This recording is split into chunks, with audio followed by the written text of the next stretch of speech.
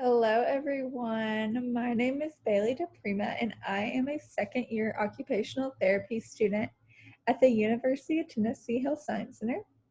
And I want to welcome you all to my in service presentation on active listening.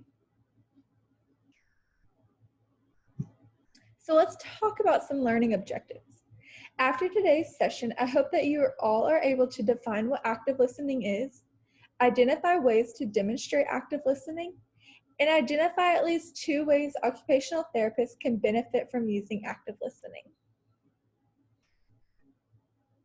I thought this was really funny and I really wanted to include it. Did you know that there are 5 common mistakes that happen when we are listening? 1. Daydreaming. This is when we allow our attention to wander to other people or events. 2. Rehearsing. This is when you are busy thinking of what to say next, so you never completely hear what is being said to you. 3.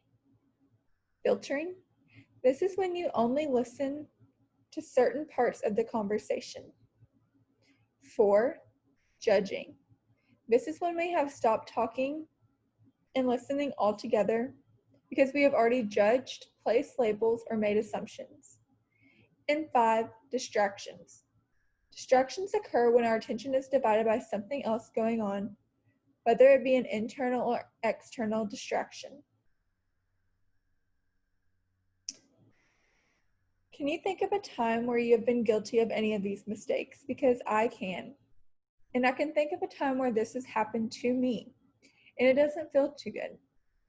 Which is why I wanted to share with you the importance of active listening and how to not make these mistakes with your future clients and colleagues.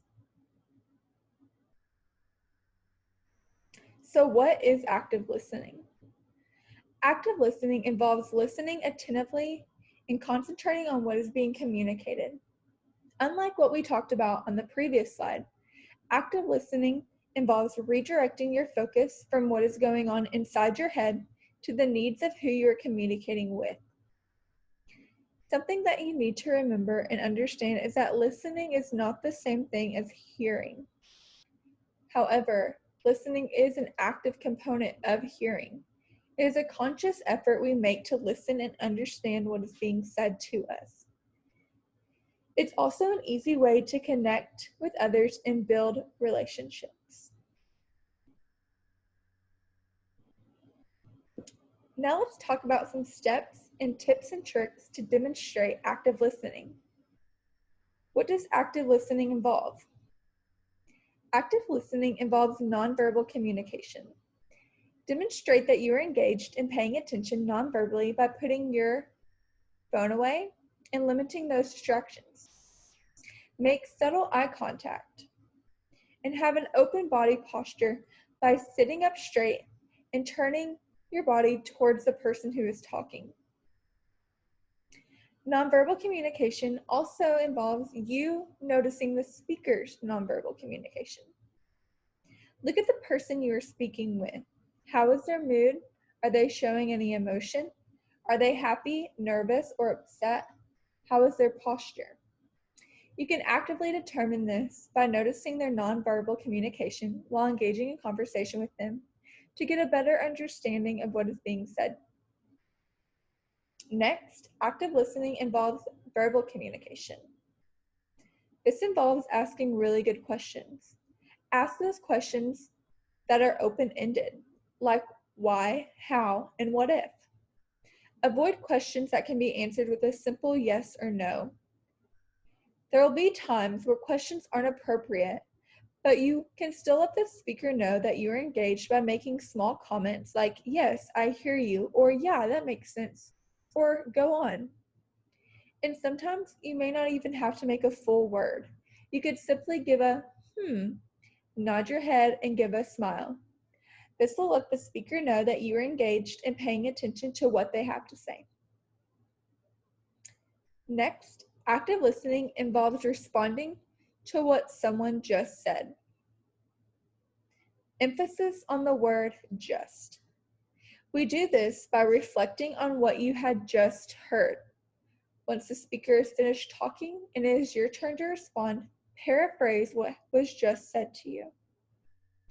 For example, start your sentence off with, "So are you saying that?" Or, "What I hear you saying is," or even repeat in your own words what you believe the other person said. I'm going to give you an example now, and I want you to think on your own about how you would paraphrase it back. Your example is you're working in a SNF and your client says, "My daughter never listens to me." I want you to think on that and how you would paraphrase it back to your client to let her know that you understand and hear what she is saying. Paraphrasing is a part of the active listening process and shows that you followed conversation and that you understand. Also, it is important to keep the response on topic. You don't want to blankly stare back at the person and not react when they are finished speaking. Active listening involves keeping the focus on them. This means let the speaker talk. This may seem obvious, but it can be challenging. Before you begin a conversation with someone, make that commitment to focus on them.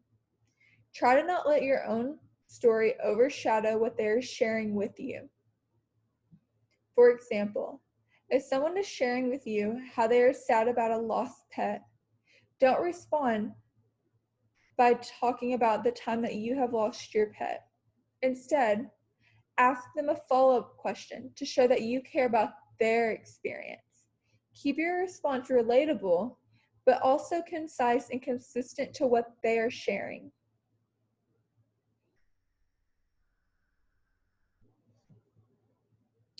Why? Why does this matter to us? Why does this matter for us future occupational therapy practitioners? As future OTs, we will be communicating with our clients and their families a lot.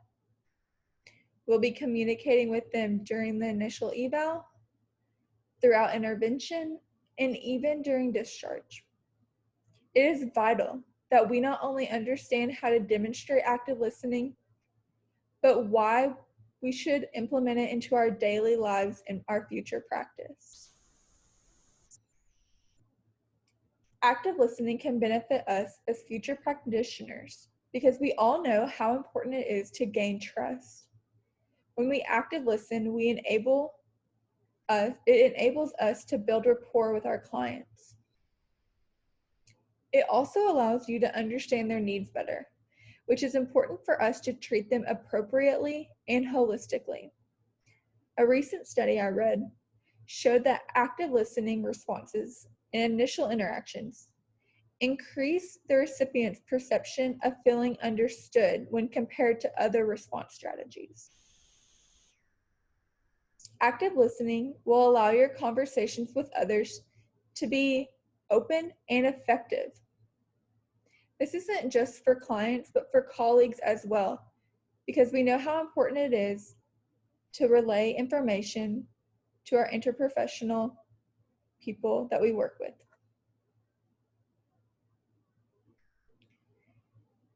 Active listening will enhance patient satisfaction. If you build that trust and rapport with your client, it may even enable your client to be more responsive during your treatment. Lastly, active listening makes people want to talk to you. We know this is important because we want our clients to feel safe and understood.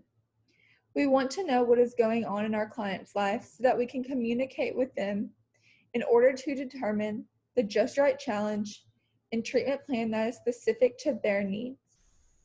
This is what makes occupational therapy so holistic and unique.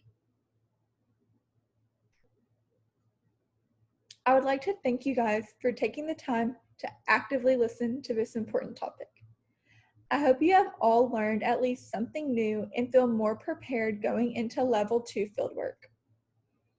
I want to encourage everyone to remember that people don't always remember what you have done to them, but they do remember how you made them feel.